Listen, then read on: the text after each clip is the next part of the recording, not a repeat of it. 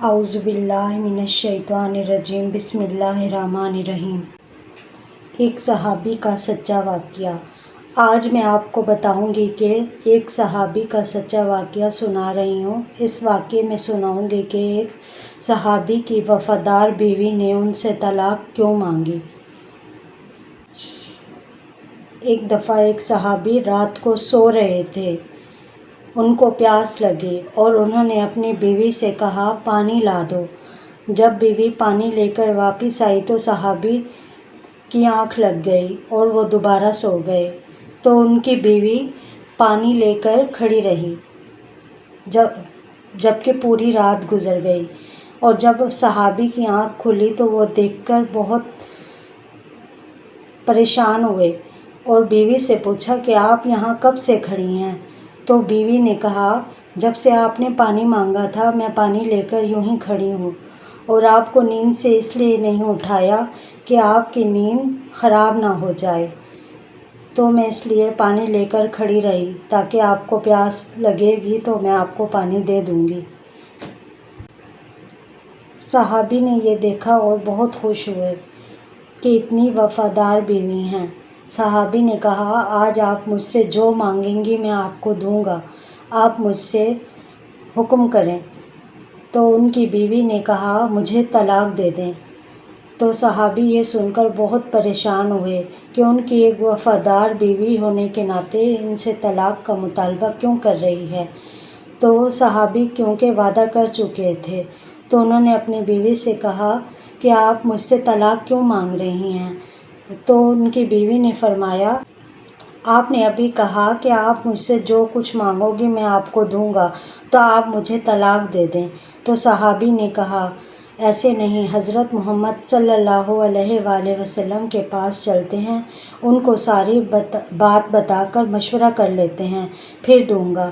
صبح صادق کا وقت ہو چکا تھا، وہ دونوں حضرت محمد صلی اللہ علیہ وآلہ وسلم کے پاس جانے کے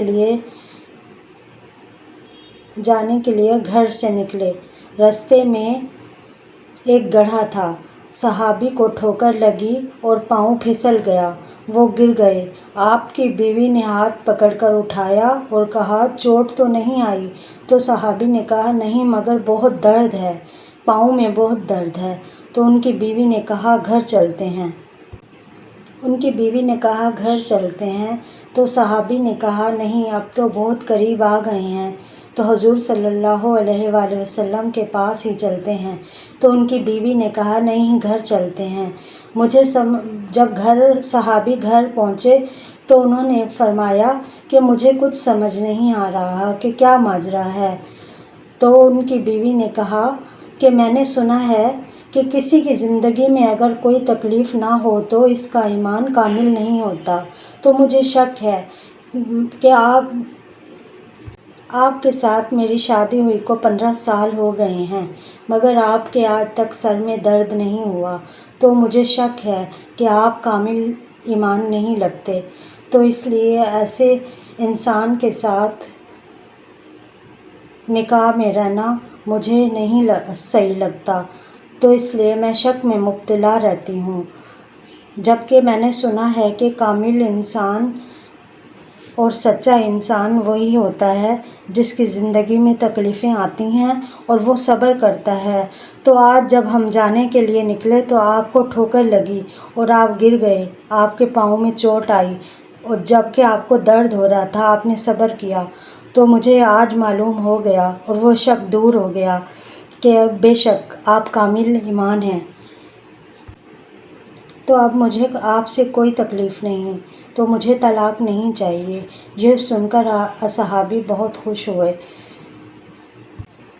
تو جس طرح دوستوں ہماری زندگی میں تکلیفیں آتی ہیں، دکھ آتے ہیں تو ہم پریشان ہو جاتے ہیں، ہم کہتے ہیں پتہ نہیں یہ کیوں ہو گیا، پتہ نہیں یہ کیا ہو گیا، تو جبکہ ہمیں اللہ تعالیٰ کا شکر ادا کرنا چاہیے کہ وہ ہمیں اپنے قریب کر رہا ہے۔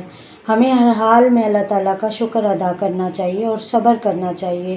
تکلیفیں اللہ تعالیٰ اپنے پیاروں کو دیتا ہے، ہمیں ان تکلیفوں پہ ثابت قدم رہنا چاہیے اور اللہ تعالیٰ کا شکر ادا کرنا چاہیے اور صبر کے ساتھ تکلیف کا وقت گزارنا چاہیے۔ آمین ثم آمین۔